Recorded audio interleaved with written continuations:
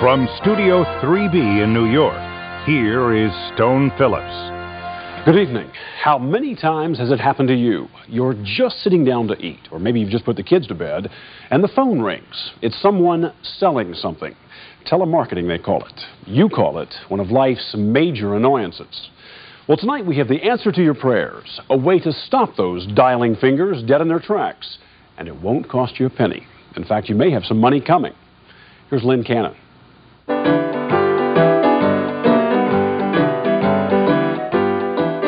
Back in 1876, an old boy named Bell invented a contraption that we know so well. It might sound like a country western tune, but make no mistake, Lorraine and Bob Arko are singing the blues. Now it's the 1990s, everybody has a phone, and a million telemarketers won't leave us alone. The telemarketing They'll call blues. you in the middle of everything you do, while you're eating, while you're sleeping, and other things too. So pollution is what it is. It's phone pollution. It reduces your bill anywhere from... Call it pollution, call it America's pet peeve, call it what you will. But if you're calling to sell anything, you better not call the Arkos. I've had it. I'm mad as hell and I can't take it anymore. I got to do something about this. Bob Arko works for the California Highway Patrol and is mad as hell because of all the calls he gets at home trying to sell him everything from insurance to newspapers. But Arko is fighting back. Now, do you guys call people who don't want to be called? You do?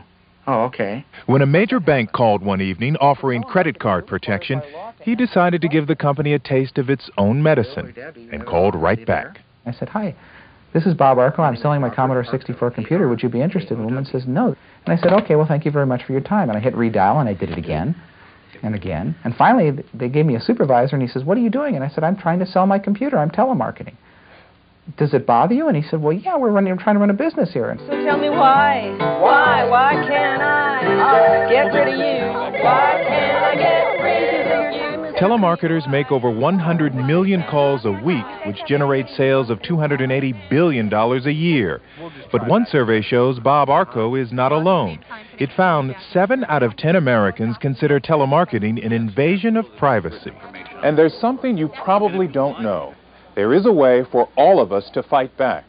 It's a little-known federal law called the Telephone Consumer Protection Act, the TCPA.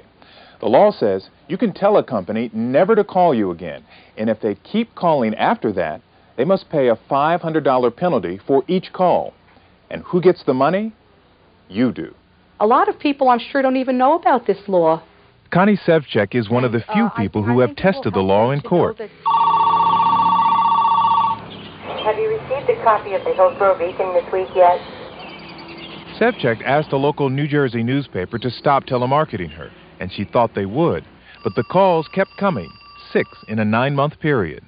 Telemarketers are the electronic equivalent of the salesman who sticks his foot in your door. They think just because you have to answer the phone in your own home that they are then free to just give you their spiel. I resent that. I very much resent it. She had more reason than most to be resentful. At the time the newspaper was calling, her husband was terminally ill in the hospital. With each phone call, her heart would stop. So, of course, every time the phone rang, I thought it was bad news because he was on a life support system. Finally, Sevchek gave the newspaper an ultimatum. If you give me one more chance, I would ask for one more reprieve. I will give you that one more chance, but if it ever happens again, I will see you in court. It's your last chance, and don't blow it. Okay. Goodbye. But the paper did blow it, and 3 weeks later called back again. So this New Jersey grandmother, acting as her own attorney, filed suit under the TCPA. I think they thought, here's this little nobody, will just come in here looking important and scare her off. But I didn't scare her off. How do you explain the fact that your do not call list failed not once, not twice, but 5 times after I complained?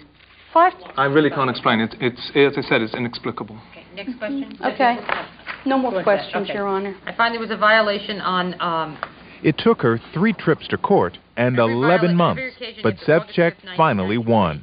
And accordingly, I am going to fine them $500 for each time for a total of $2,000. David slaying Goliath? No, that didn't occur to me. It was just me and this jerky newspaper, a housewife, and they had a certified civil trial attorney. That in itself is gratifying. I hope I don't sound too much like I'm gloating. Well, thank you. Okay. From your own local newspaper to just about every Fortune 500 company, American businesses are using the telephone to sell you something. But if you're an aggravated consumer, it's up to you to enforce the law. You are going to play with them as a cat plays with a mouse. And Bob Bullmash has made fighting telemarketers his life's work. He runs a watchdog group called Private Citizen, coaching members how to fight back. He told Connie Sevcek how to win in court, and Bob Arco how to beat the telemarketers at their own game. I'd like to talk to your telemarketing department, please. Their free speech is secondary to my right to be left alone. You know the little guy is going to whoop the big guy. And that's what this is. It's not me. We, this whole country, we cannot lose. They're not bigger than reason and law. Clearly, it is a treasured medium to do business by. Robert Sherman is a spokesman for the telemarketing industry. Everybody that I've talked to about this story, the first thing out of their mouths is, oh, I knew about those people. They call me at dinner time. They interrupt. I don't feel like being bothered. What do you say to those people? Well, I think it's far better to put up with one of life's little annoyances than to have laws and rules and regulations that literally inhibit commercial free speech. The Telephone Consumer Protection Act doesn't regulate calls from nonprofit groups, charities, or opinion surveys.